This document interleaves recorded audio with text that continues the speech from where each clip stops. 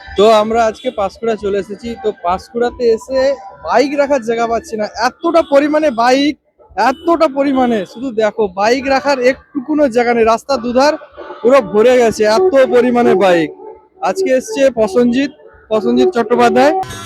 এত রূপ এত রং কই আগে দেখিনি, এইভাবে আগে তো তো তার জন্য এত পরিমাণে বাইক, বাইক রাখার জায়গা নেই, পুরো রাস্তা দুধার জাম। আমরা ইনফ্যাক্ট বাইক রাখার জায়গা পাইনি, আমরা এখান থেকে ম্যাক্সিমাম আধা ঘন্টার রাস্তা যেয়ে বাইক রেখে তারপরে আবার হেঁটে হেঁটে এসেছি। এতটা কতটা পরিমাণে বাইক দেখুন।